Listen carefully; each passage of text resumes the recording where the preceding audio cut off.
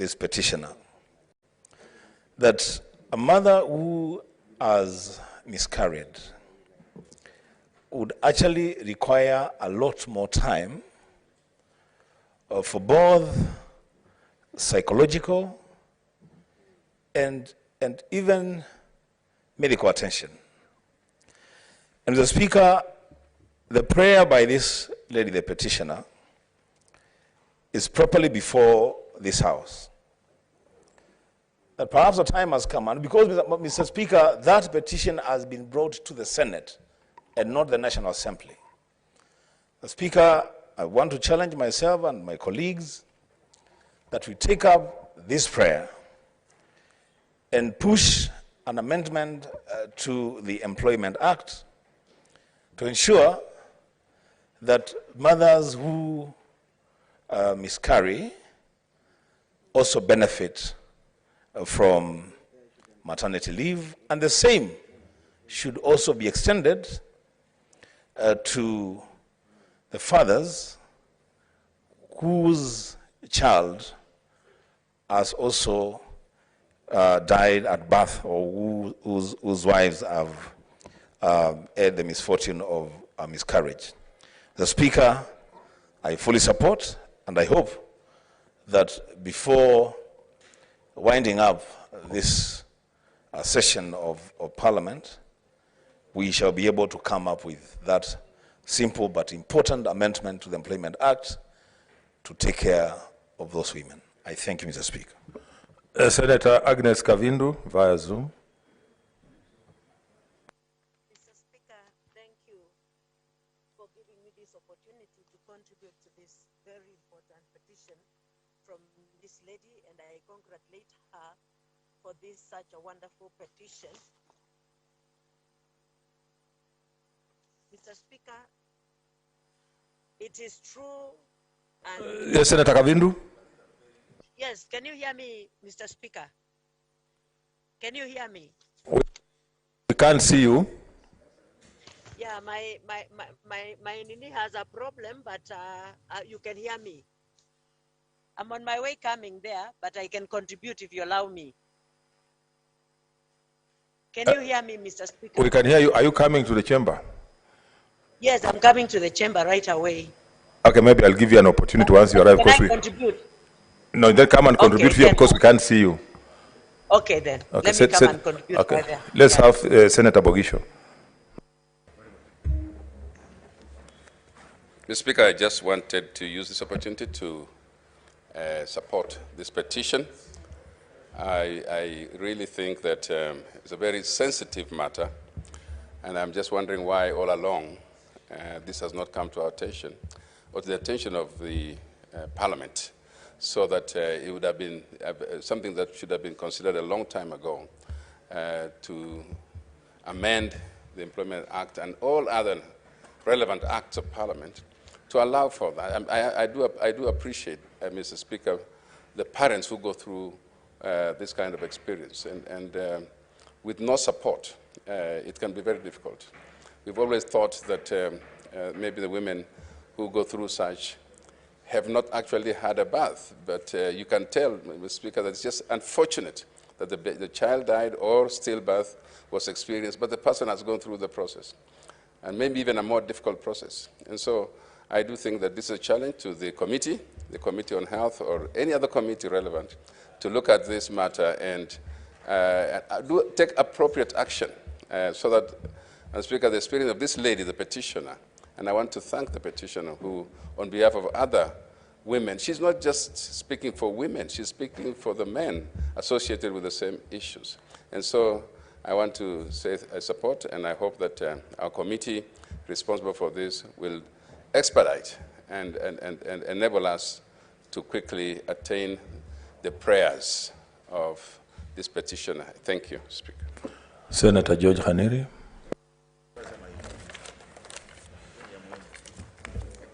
Mr. Speaker, I want to thank you for the opportunity. I came in when you were just presenting the petition.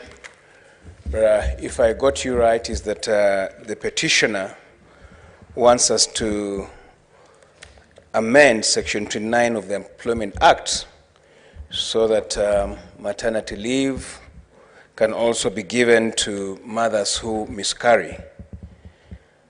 If I got it right, Mr. Speaker, then I want to say that I strongly support the proposal, or rather the petition by the petitioner. This is, I think, long overdue. It's a huge gap in our legislation, if it is not there yet, because if we do this, what she's asking us, then we are improving on that particular act, Mr. Speaker. A woman who goes through what she's just described, Mr. Speaker, it's a terrible trauma. They'll require that full maternity leave. Otherwise, if they're not entitled to that, then it means they get double tragedy. You lose the baby, and you still have to go to work. So, Mr. Speaker, I just want to urge the committee that this matter will be forwarded to expedite, so that we try and see if we could do something before the end of the life of this parliament. So I thank the petitioner for having confidence in the Senate of the Republic of Kenya. Mr. Speaker, we are getting a lot of petitions, as you've noticed, and this is because Kenyans have confidence in this house, that this is a house where they petition and their matters are resolved. So we just want to urge the committee, we must maintain that good name and ensure that this matter is expedited, so that we work on it in the requisite 60 days. I thank you, Mr. Speaker. Senator Musurve. Thank you, Honorable Speaker, for the opportunity. Kindly, Honorable Speaker, allow me to start by thanking Julia, who has brought this petition to this house. And as a woman, I want to tell you, Honorable Speaker, that Julia has brought a very, very valid petition in this house. This is because there are so many women out there who are going through harrowing moments. They're looking for children, they've done their best, and by bad luck, they're not able to carry the baby up to the full term. That alone is psychologically traumatizing, and I want to say that it's painful for them, and they need a lot of time to heal, Honorable Speaker. And when you look at the Employment Act, it is very clear on the leave rights of full-term pregnancy. If a woman gets pregnant and delivers, the leave period is there. For stillbirth, it is also there. But I want to say, Honorable Speaker, there is a lacuna that needs to be filled with regard to women who are on employment and they miscarry. They miscarry not out of their own accord, but it's just out of unfortunate circumstances, Honorable Speaker. And I will tell you for free, Honorable Speaker, that when you follow these women, you'll find that they spend a lot of money hopping from one doctor to another just to see how they can secure the full-term pregnancy. But because of sometimes fate, they end up not, going up to the full-term, Honorable Speaker. So I want to say, Honorable Speaker, that there's need to interrogate and there's need to really debate soberly on this bill so that it sees light at the end of the tunnel, light at the end, because, Honorable Speaker, women are suffering out there. And constitutionally, it is very clear that we are talking about, we are keen about addressing the issues of health. And Kenya is one of the signatories of state parties that signed and ratified the international laws that address the issue of health, Honorable Speaker. When you look at, the declarations that Kenya made, it committed itself to ensuring that there's good health for everyone. And this also addresses the SDGs that speak on wellness. This also addresses Article 43. It is even enshrined in our constitution. So, Honorable Speaker, if this petition sees the end of the tunnel, light at the end of the tunnel, we'll have implemented what is in the constitution. And it is our honor to defend the constitution, Honorable Speaker. So I support this petition. Thank you, Honorable Speaker. Senator Nyamunga Rose.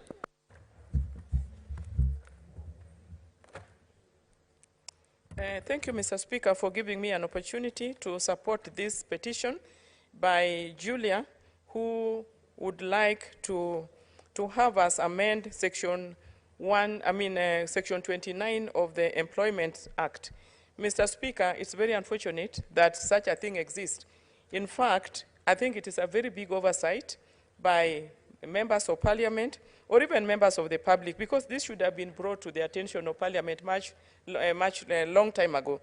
Mr. Speaker, anytime a woman is carrying a child, it is a very, very delicate and a long process that if you end up having that pregnancy terminated or losing such a child, you become more traumatized than the woman who has given birth and has a baby. Even as a woman who has a baby, Speaker, the one who has lost the baby has double tragedy. I want to support all my colleagues who have supported this amendment, and it is very important that we find a way of it getting, say, into a motion and eventually into a bill, so that it is done with a lot of speed. Because, Mr. Speaker, it is very traumatizing. I think I cannot overemphasize that one. To go through the pregnancy, lose that child, and then go back to work. We must, thank ourselves as Kenyans for having passed such a progressive constitution in 2010, which gives Kenyans a right to petition us on an important issue, such as the one that has been presented before us this afternoon. It's a very good connection, Mr. Speaker, between the work we do as parliamentarians and Kenyans who believe in us, that they can indeed approach us through a petition as provided for in Article 119, and we can have an intervention. So, Mr. Speaker, from my end, I want to thank this Kenyan. I don't know whether she's a lawyer, whether she has been a victim of having a stillbirth, but the fact that she has read the Employment Act and picked the gaps that are there, and she has chosen to petition us, we should not let this just to pass. Mr. Speaker, I hope that the committee that will be tasked to look into this petition will try and consider bringing amendments to the Employment Act so that this matter can be addressed. And Mr. Speaker, some of us we have relatives who have gone through this. About 6 years ago, Mr. Speaker, I had a cousin of mine who experienced a stillbirth, and I remember how traumatizing it was.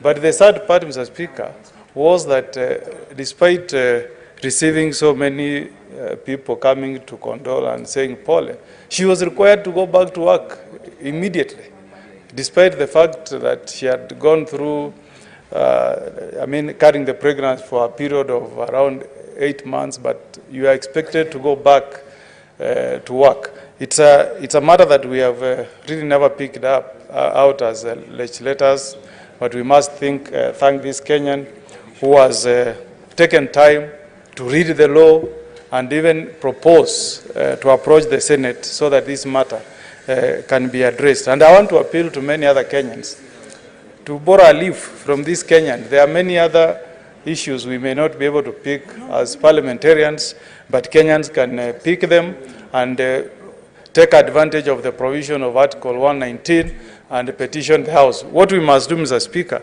is not to let down these Kenyans, because they need to be assured that once they approach the Senate, we'll give due consideration. We are not bound to agree with the petition, but at least let's give it due consideration.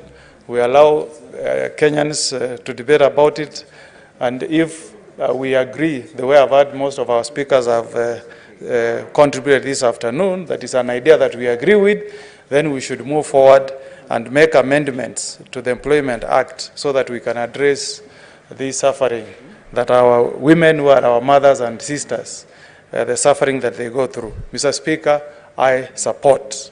Thank you. Senator Mudhama Agnes.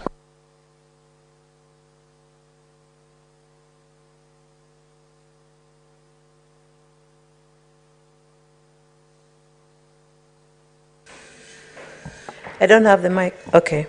Thank you, Mr. Speaker, for giving me this opportunity. I'm sorry I raised my hand as I was coming, but we could not communicate. But now I'm ready to contribute. Mr. Speaker, sir, I think this is a very timely petition, and I first of all want to congratulate the lady, Julia, who has brought this petition to this House of the Senate.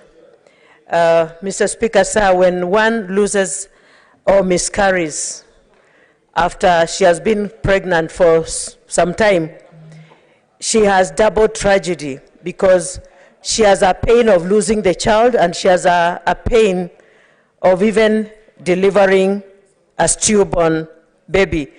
These women suffer psychologically and emotionally. They suffer, and whenever they think of the period that they've had being pregnant, it becomes too painful for them. So, Mr. Speaker, sir, I do agree with this lady who has brought this petition that it is not easy for such a lady or for such a woman to be able to go back to work and deliver normally like any other person, and even associating with the others. And Mr. Speaker, I would also request that they get psychological help, you know, so that they can be led to come out of this mourning period. And so, Mr. Speaker, sir, giving birth to a stillborn baby is just like giving birth. And even this mother who has delivered a normal baby, she is happy because whenever she sees this baby, she is rejoicing. This one, whenever she remembers, she's crying.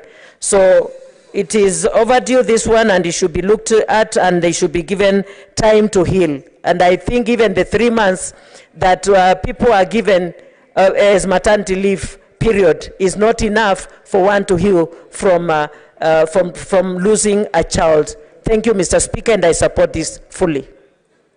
Senator Mazayo. Asante Bwana Spika.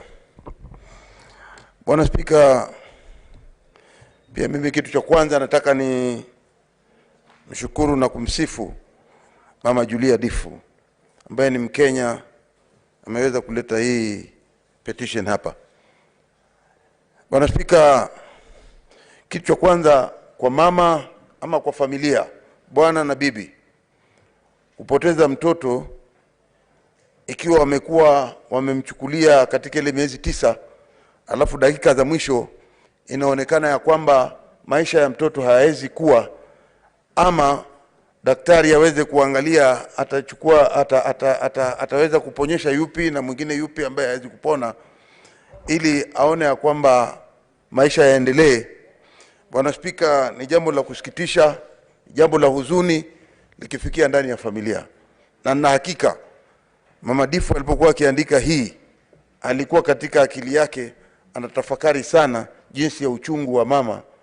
Na sisi kule nyumbani tunasema uchungu wa mama ujuae, uchungu wa mwana ujuae ni mzazi ama ni mama.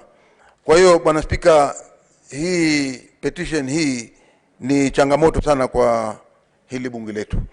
Bwana Spika, hakuna aliyependa kufiliwa na mwana ama kumpoteza mtoto, wakati kila mtu anajua ni mgeni anakuja katika familia. Ni wakati muafaka sisi kama Wakenya tuanze kutafakari na kufikiria. Sio lazima kufikiria kwamba baada ya kuzaa ndio mama aende likizo. Hata huyu mama aliyeteseka wakati amebeba mtoto akiwa na matumaini, na hatimaye kuambiwa matumaini yako yameangukia patupu, inakuwa ni jambo la kusikitisha.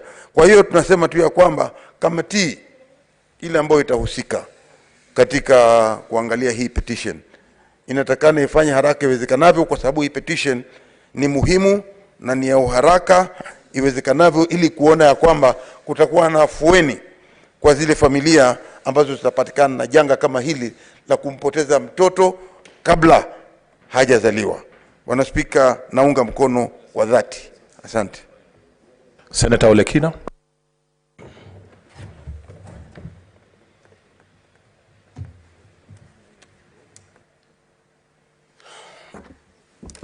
Thank you, Mr. Speaker. Mr. Speaker, I rise to support this petition. And from the onset, let me just say that every time when we receive petitions in this House, it reminds us of how unfair we are when it comes to drafting legislation. Because I think the drafters of the Employment Act ought to have considered that whether or not a baby is born alive, that parent still needs time to heal, They need time to be able to deal with the difficulties that has occurred to them. And I think it behooves us now, even during this process, and I hope the Labour Committee will initiate amendments to the legislation so that it can actually take into consideration some of these salient issues raised on that petition. Mr. Speaker, let me commend the TSC today for having made certain changes in terms of the maternity leave that they give to women after delivery.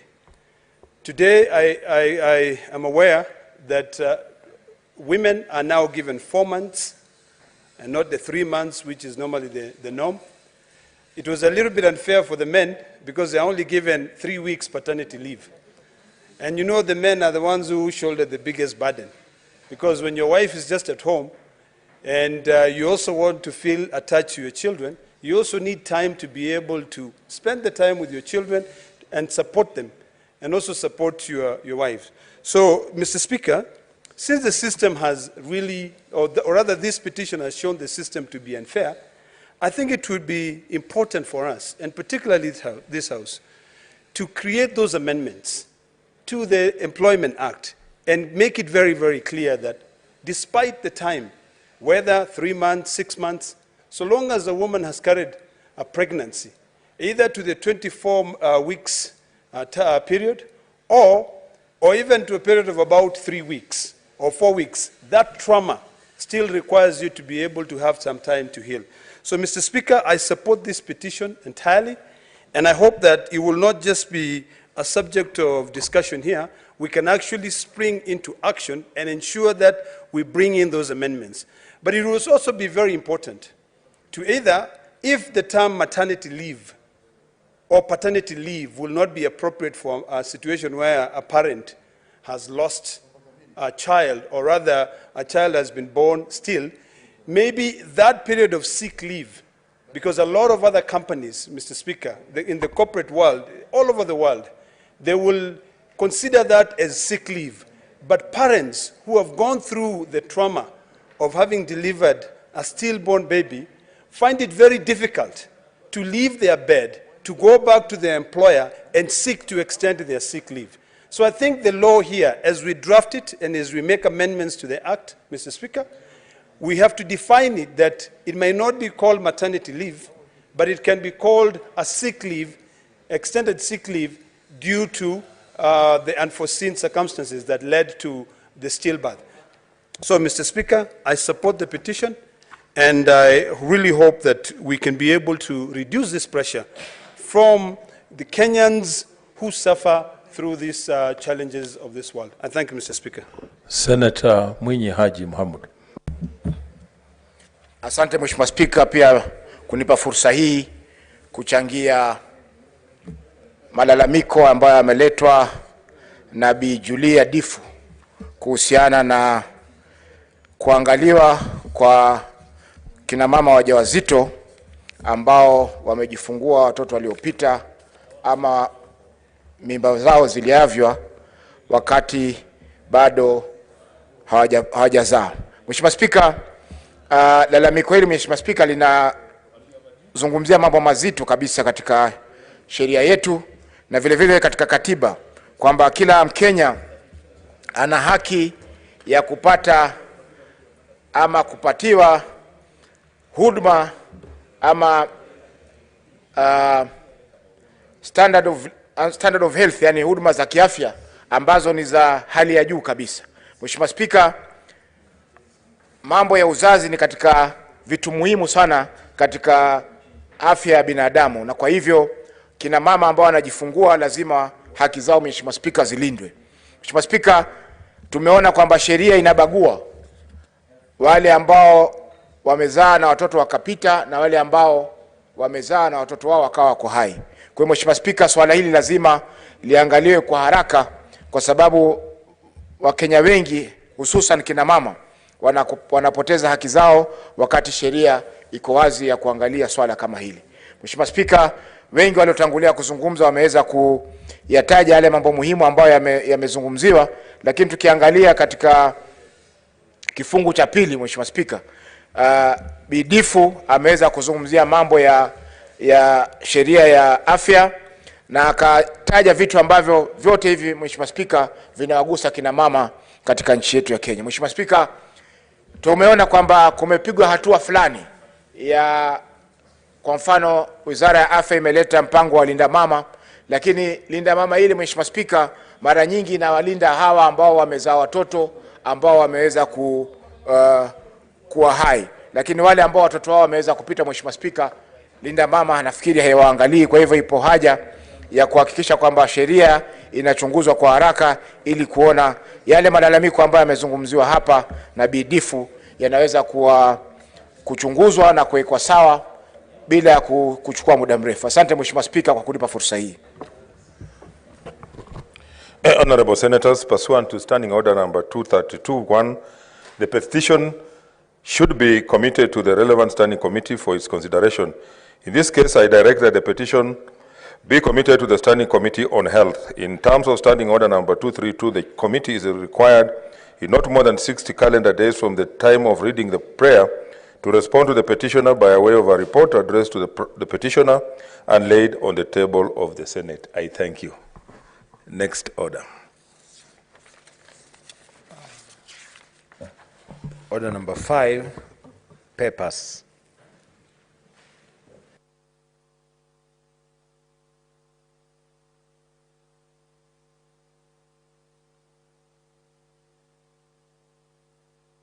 Yes, Leader.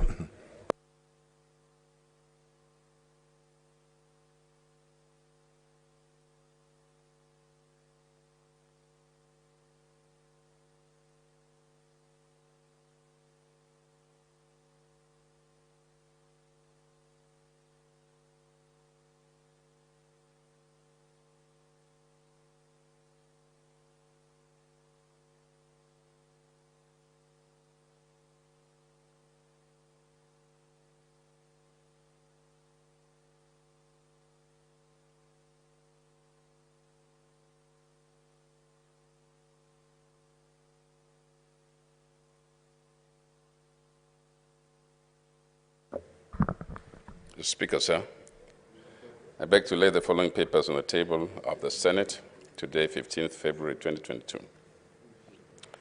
1, traffic driving driving instructors and driving licenses rules, legal notice number 28 of 2020. 2, report of the Auditor General on the financial statement of Kajiado County Executive Staff Loan, Car Loan and Mortgage Scheme Fund for the year ended 30th June 2019. 3, the report of the Auditor General on the financial statement of Uasin Gishu County Emergency Fund for the year ended 30th June 2019.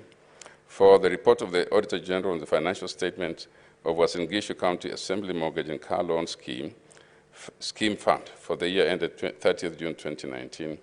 5, report of the Auditor General on the financial statement of Uasin Gishu County Education Revolving Fund for the year ended 30th June 2019.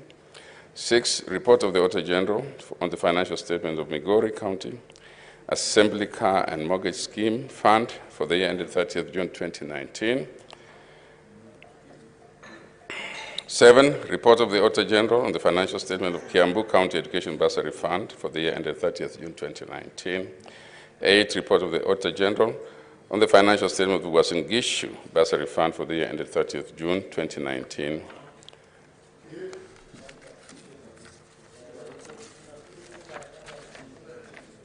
9, report of the Auditor General on the financial statement of Kajiado County Youth and Women Enterprise Fund for the year ended 30th June 2019.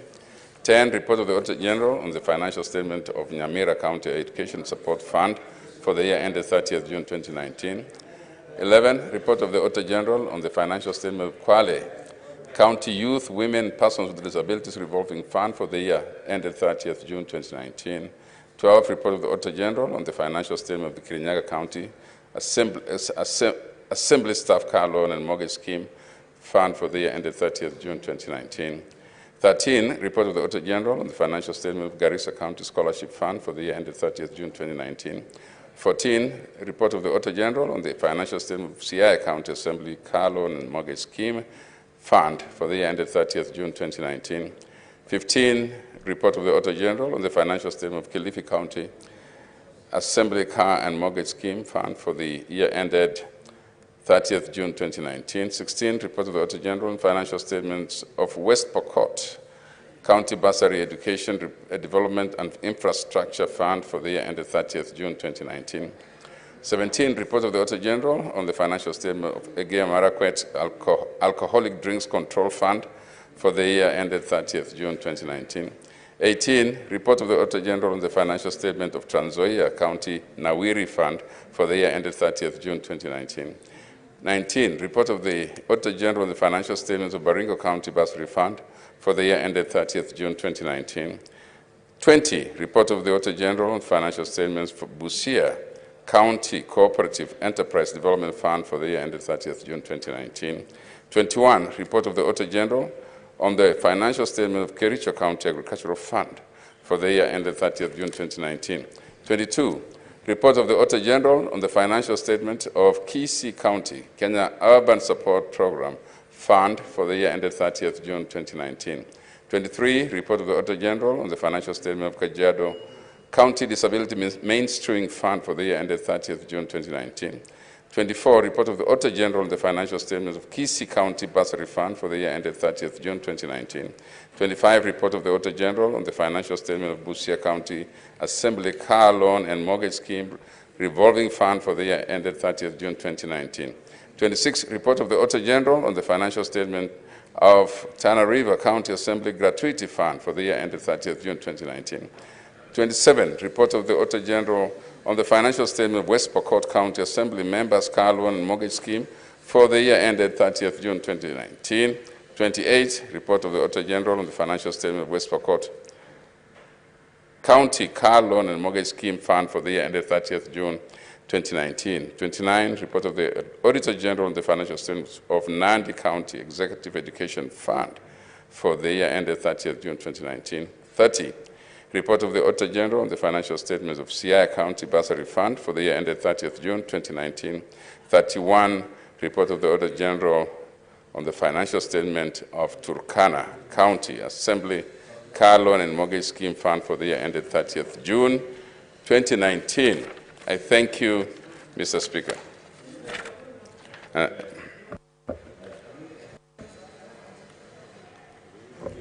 Okay, next order.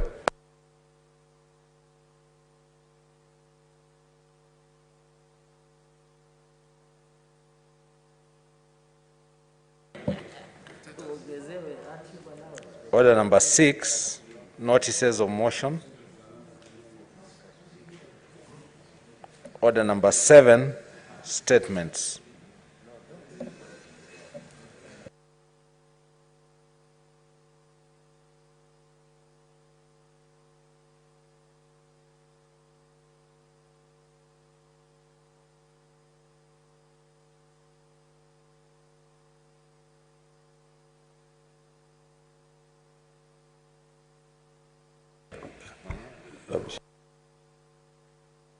Senator Bushiro.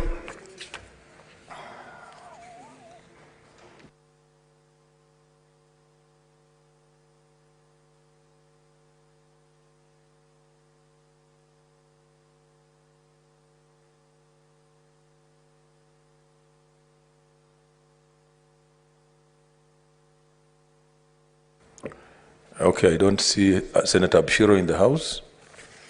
Can we go to...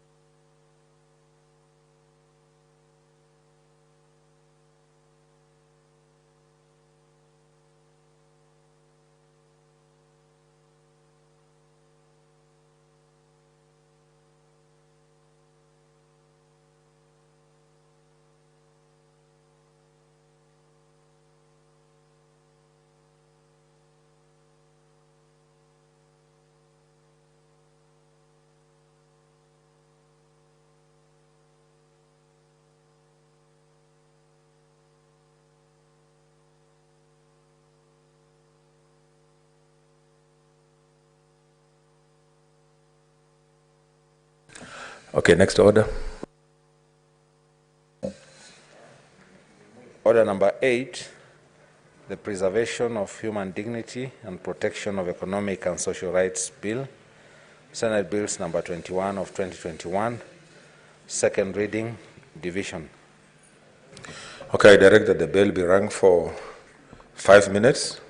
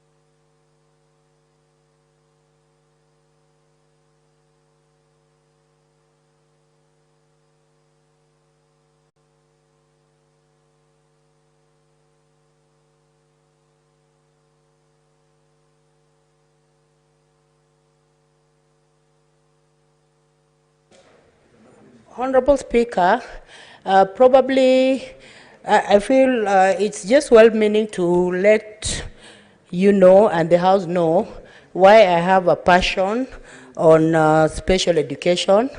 Honorable Speaker, at one point in life,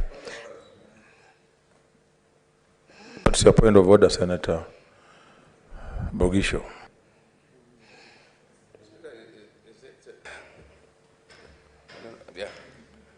Speaker, is it in order for my good friend, Senator Msuruve, to proceed as if she had moved the motion, when she actually hasn't? Okay, move the motion, Senator Msuruve. Thank you, Honorable Speaker.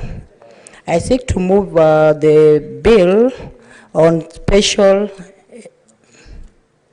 Where is it?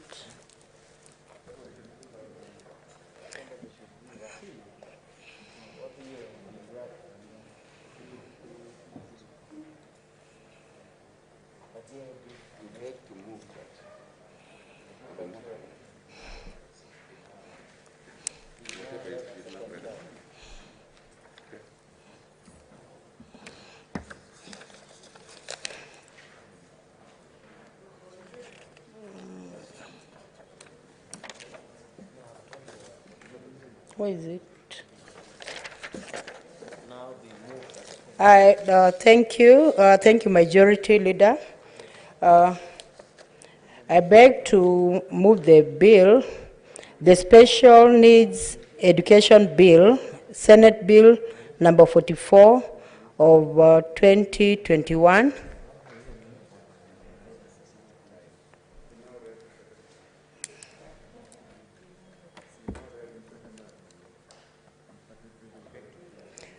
Thank you, Honorable Speaker. And Honorable Speaker, I want to say that I really have a strong passion about special needs education. And I want to say that this move, the innate desire I have comes as a result of having taught in a special school. I was a high school teacher at St. Angela School for the Deaf, where I taught language. And I also did my first degree in special education. And I saw the lacuna that was there, Honorable Speaker. And I also, in my master's, I tried to fill the lacuna by writing books. And Honorable Speaker, I want to say that even though in my academia I did special education, Honorable Speaker, I did not have a platform to implement legislatively the lacuna that I saw. But Senate has given me a platform in which I'm able to fill the lacuna.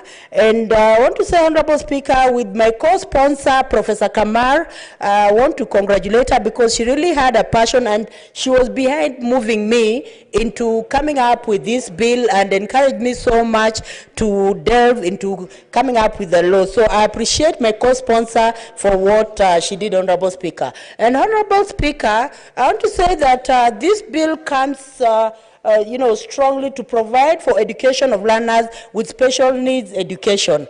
Now, when we look at the education system, Honorable Speaker, the Constitution is very clear in Article 53. It talks about a right of education to every child. But even though it talks about a right of education to every child, Honorable Speaker, it does not delve specifically on special needs children, Honorable Speaker. And we must be cognizant of the fact that Kenya is among the signatories, state parties that signed and ratified the, international laws on children with disability, children globally, and education, Honorable Speaker. So this bill comes in handily to implement what Kenya did in signing the international laws, what Kenya did even in enshrining, education in its constitution, Honorable Speaker. Honorable Speaker, this bill will provide a framework of establishing comprehensive education system that will ensure that children with disabilities have quality education and address, Honorable Speaker, because this is a significant group that most of the time is left behind when it comes to education, Honorable Speaker. And Honorable Speaker, this bill will also provide standards that will ensure that when it comes to addressing on issues of special education, Honorable Speaker, international standards are adhered to. And I want to say, Honorable Speaker, that it is pathetic that when we go to schools that seek to provide education for children with disabilities, you will find, Honorable Speaker, that the standards have been compromised, Honorable Speaker. And I want to set an example, to give an example where you yourself, Honorable Speaker, also accompanied us when we visited a school for the deaf, Honorable Speaker, together with Professor Kamara and other senators, and we saw the pathetic, standard of life that was there, standard of education that was there, Honorable Speaker. So this bill will ensure that standard of education is not compromised, Honorable Speaker. Honorable Speaker, this bill will also ensure that exclusion, discrimination, and isolation with regard to special needs, children will actually not be there, Honorable Speaker. Honorable Speaker, I want to say that when you look at the bill as well, the bill has guiding principles, and one of the guiding principles that, education must be there for all. And when we are talking about education for all, according to Article 53, we are actually saying that even children with disabilities should have education. And not only education, Honorable Speaker, we are Honorable Speaker, we are talking of quality education, Honorable Speaker. And also, one of the guiding principles is being sensitive to the cultural development and needs of the learners, Honorable Speaker. It must be very clear, Honorable Speaker, that when we are talking about learners with disabilities, they're not, on an equal footing. They're diverse. We have some learners who are deaf. We have some learners who are blind. We have some learners with physical disabilities. We have some learners with developmental, challenges, Honorable Speaker. And all these learners cannot be treated equally, Honorable Speaker, because every learner has a special need that needs to be addressed, Honorable Speaker. So this bill will ensure that learners are treated in a manner in which that their specific needs will be addressed, Honorable Speaker. Honorable Speaker, according to this bill also, another guiding principle is recognizing, the family, and recognizing also parents as important stakeholders and as important caregivers, Honorable Speaker. Honorable Speaker,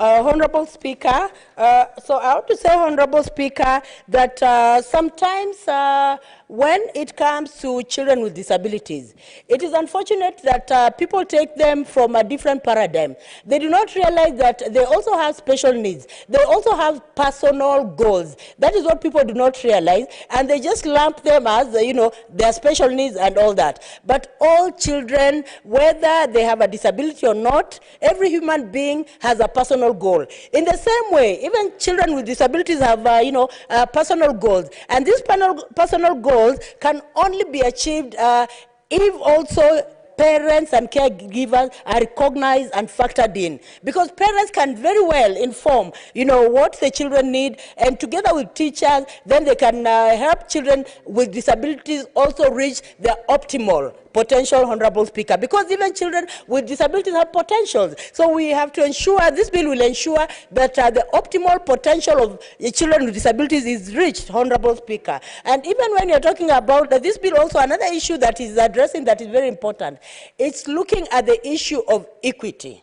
is looking at the issue of equality. Because, Honorable Speaker, under normal circumstances, you will hear many people talking about there is no money in schools, there is no infrastructure, and all that and all that. We talk about schools generally, but rarely do we find a talk about children with special needs education requiring a significant fraction of money that will help in infrastructure, that will help in developing their schools. And Honorable Speaker, allow me to bring on the floor of this House a very pathetic situation that I saw even in the county. Honorable Speaker, can you imagine one classroom that has different forms of disability and about 4 teachers teaching in one classroom and one blackboard, so they just divide the blackboard like this, like this, like this, so that learners can learn. It is a painful situation, but that is the reality on the ground. In some schools, Honorable Speaker, there's no infrastructure that will, for children with disabilities. They're all just lumped in one classroom. Some of them are even lumped, it is like in a cowshed, a cowshed manner structure.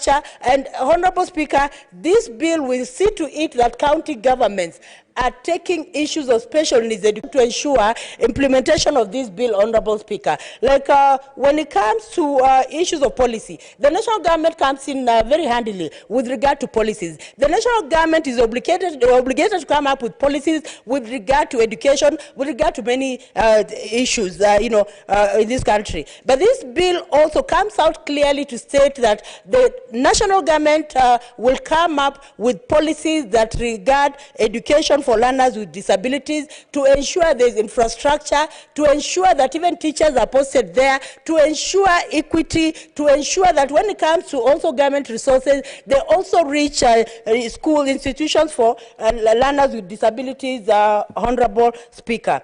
Honorable Speaker, when it comes also to the human resource, there are many times we talk about there aren't enough human resource in special schools. But Honorable Speaker, sometimes when you talk, it is like the information turns on deaf ears. But this bill obligates the national government also to have an inventory of special schools, an inventory of the human resource in special schools, Honorable Speaker, and this inventory is very important because when you're talking about lack of teachers, it will be very clear in the national inventory that there are very few teachers, Honorable Speaker. But without an inventory, we may talk and talk, but whatever we say may not be implemented. But Honorable Speaker, this bill comes up to bring a structured way of ensuring that the human resource is enough, is ample in special schools, Honorable Speaker. And I have to say, Honorable Speaker, even when you go to the county, you will find that we are supposed to have resource centers because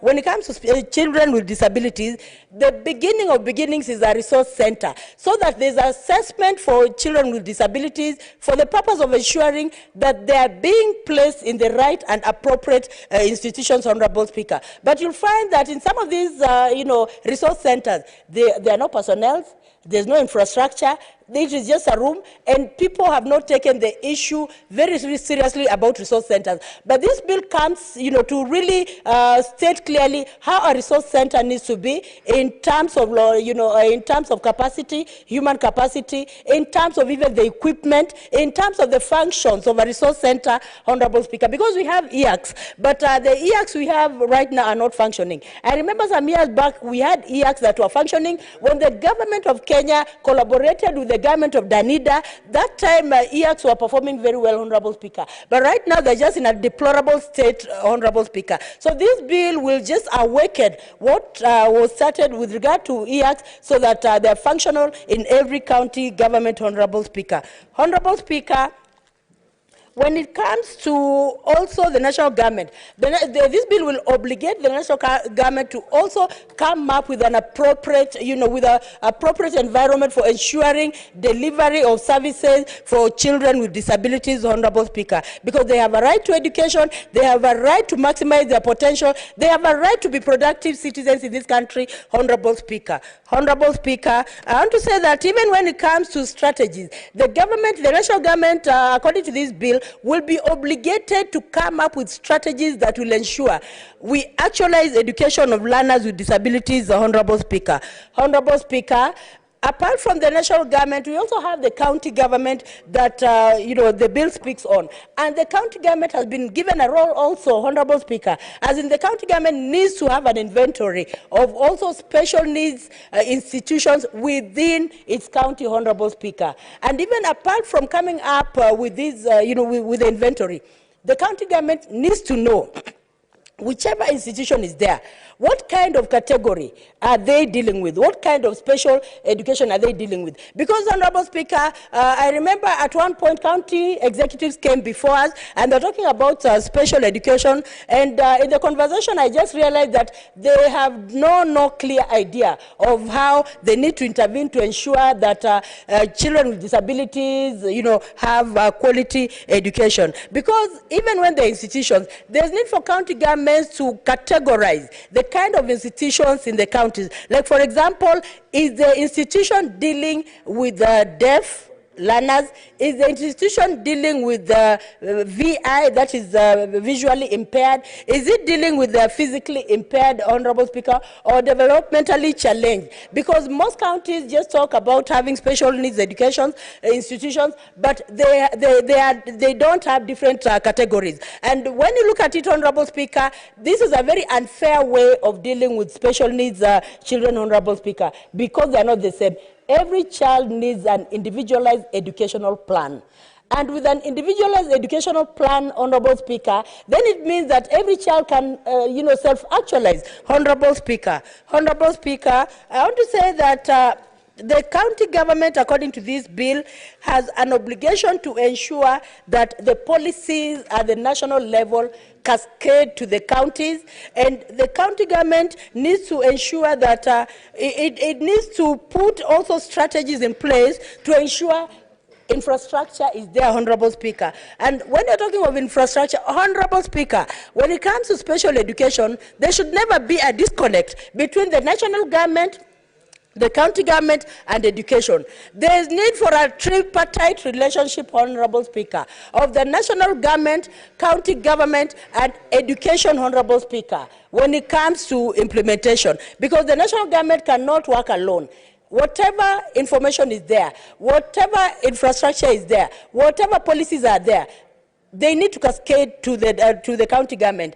And if there's good relationship, Honorable Speaker, if there's good relationship with regard to education of children with disabilities, it is possible for even county governments to lobby for resources from the national government so that they're able to implement, the demands of SDG 4 of ensuring that education reaches all, education reaches learners with disability, and also it is quality, Honorable Speaker. When it comes to this bill also, this bill seeks to ensure that even as we are talking about resources, the resources that are necessary should be even in the county governments. Like, for example, EACs. EACs should be fully equipped so that EACs are able to deliver for learners with disability. But this cannot be implemented if the county government does not step in and if the county government does not collaborate with the national government, Honorable Speaker.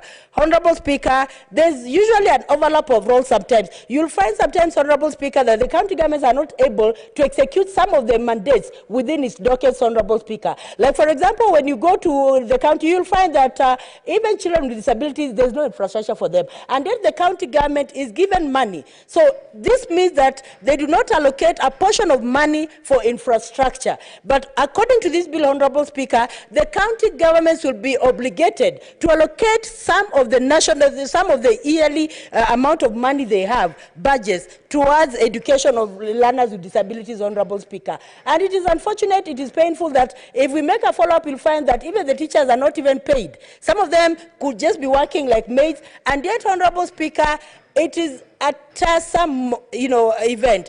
Taking care of children with disabilities, it is not a walk in the park. Some of these children, you'll find, Honorable Speaker, they need one-to-one teacher, like a deaf and blind child. You can imagine a child is deaf and a child is blind. So this child, you have to make that child perform, Honorable Speaker. That teacher will have a difficult moment, but according to this bill, Honorable Speaker, then the teacher service has to ensure that when it comes to remuneration, then teachers who teach children with disabilities should actually be given money for their work, Honorable Speaker. In terms of payment, they should be paid well. They should be given an allowance for the work they do. It is not very easy, Honorable Speaker. And even according to this bill, then the TSC will come in to ensure that there's appropriate human resources in schools for children with disabilities. Like, for example, when we are talking about ratio of teacher to learner. The ratio to teacher to learner is supposed to be like deaf blind, it should be 1:1. When it comes to the deaf, also there's a ratio. When it comes to the physically challenged, there's also a ratio. So I want to say, Honorable Speaker, this bill will ensure that right things are done.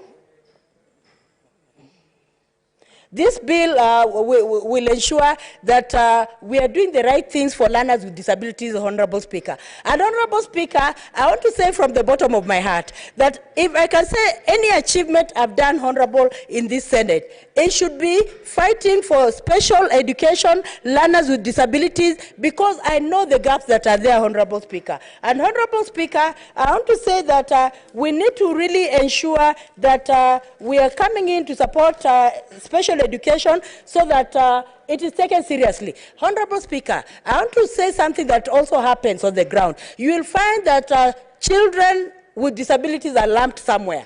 And someone somewhere is getting donations from the children, Honorable Speaker, in the name of, they call any name, just to ensure they get money. But Honorable Speaker, according to this bill, no one in Kenya will be allowed to carry out services for children with disability if he is not registered, Honorable Speaker. It is just a honorable thing that when teachers are teaching children, they should be registered by the Teacher Service Commission. In the same breath, Honorable Speaker, even those who are manning special needs institutions, they should be registered by Teacher Service Commission, Honorable Speaker, because we cannot say that we are keen about registration of teachers, and yet when it comes to disability, anyone can just, come up and say that he's starting a special school. When you walk inside there, you find that there is no quality education, nothing is going on, and yet the person says that he's running a special school. So there's even a fine, Honorable Speaker, that is meted on people who begin special schools, but they're not registered, Honorable Speaker. And even when it comes to this bill, Honorable Speaker, this bill speaks on parents' associations for children with disabilities. And coming up with parents' associations is very good because parents can help teachers, they help their children as well, Honorable Speaker. We cannot wish away the parents. We have to bring parents on board. We have to bring caretakers on board. And when you look at this bill, Honorable Speaker, the county government needs to even raise awareness on issues of disability in the county, Honorable Speaker.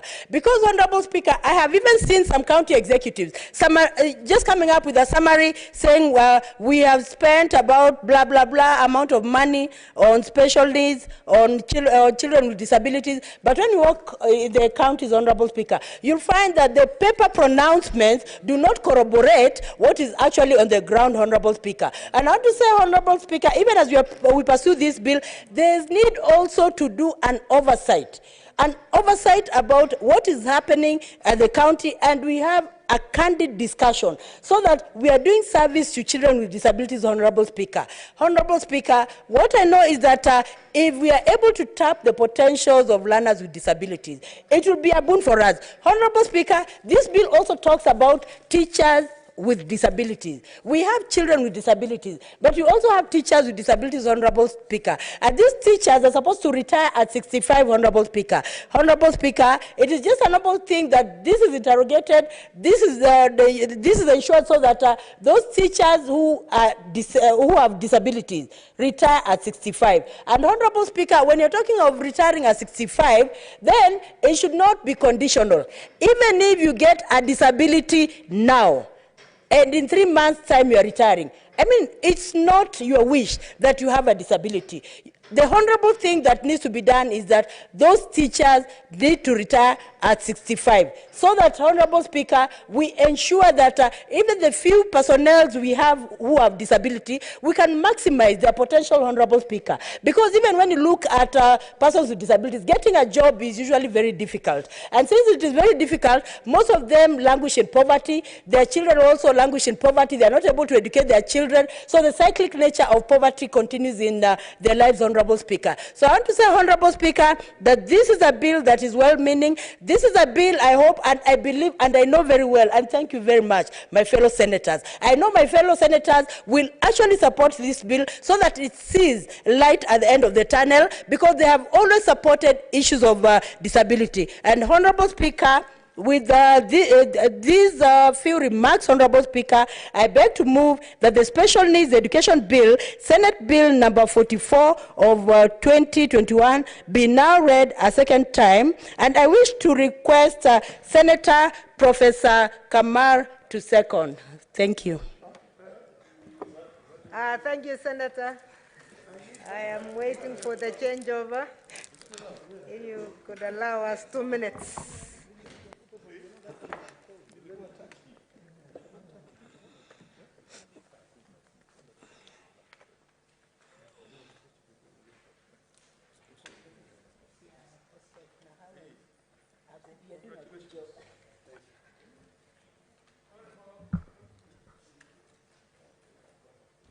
Senator Professor Kamar. Thank you, Madam Speaker. Madam Speaker, I rise to second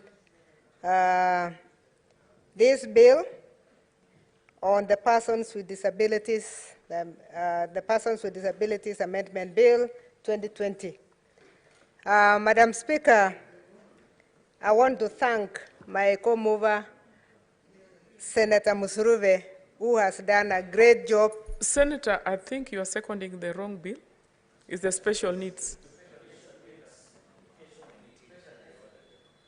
Sorry, special needs. Yeah, yes, bill number 19. I don't want to be like the governor of Embu. I don't want to be like the governor of Embu, who read 2 bills and then who read 2 speeches and could not second the right one. I want to thank Senator Musuruve for this special needs education bill. Madam Speaker, I second this bill, knowing very well that education is a right to every child in this country. This bill is an act of Parliament that is supposed to provide for education of learners with special education needs, for the conduct of the education institutions as regards special needs learners, and for connected purposes. This is a very important bill because according to the Constitution of Kenya, every child has a right to education. Madam Speaker, last week I visited a school in Kakamega because I'm a member of the National Fund for the Disabled of Kenya. This school is a very special school, St. Monica School for the Deaf, because it is the only one in that region and in the North Rift region.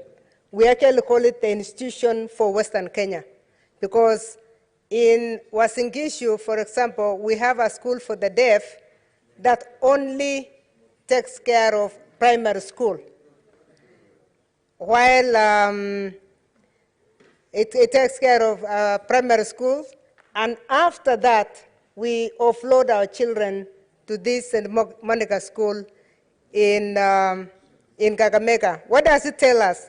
It tells us that the education needs of our children is unmet completely, because our whole county cannot have a primary school without a secondary school, and we cannot have one secondary school in our whole region, because that school is fed by North Rift, all the counties in North Rift, and it's also fed by all the counties in Western Kenya. So the provisions of this bill to enable proper education for these children is a very, very important aspect of this bill. Because the rights of learners with special needs are like any other learners. The sad thing in our country is that the special needs learners for a very long time were ignored. And we need to know that if we don't educate these children, they become a burden not only for the families that they come from, but they also become a burden to the nation. One of the aspects of this bill is about access to quality education. Madam Speaker, I have visited special schools in Meru, in Embu, and in Sholo in the last year under the same program that we have been in. And accessibility to education for a special child is not just accessing the school and having one teacher, like most schools have done. In most of the schools that we visited, they only had one teacher in special education, especially where there is integration. And the integration in the education in the classrooms, you find that the children are not getting enough attention. Why am I saying this? Children that are disabled in one way or the other need extra attention beyond the reading of the books that they have. And we went to one school that was dealing with physical disability. Madam Speaker, what shocked us is the fact that there are no ramps for the children to access the classrooms that they're supposed to be in. And if there are no ramps for them to access the classroom, then already they have been discriminated, already they have been locked out. So when we talk of the rights of the learners that have this special, the special needs learners, we must consider the fact that it is not only the education content you are looking for, but you are looking for accessibility to the learning institution itself, and even the mobility within the school. So we were in this school where the other children are simply lifting the wheelchairs for those who have wheelchairs, who are lucky to have wheelchairs. What we also discovered, because we had a meeting with parents, is that these special children, if they are not taken to school, the mothers have no other job except to take care of the special children.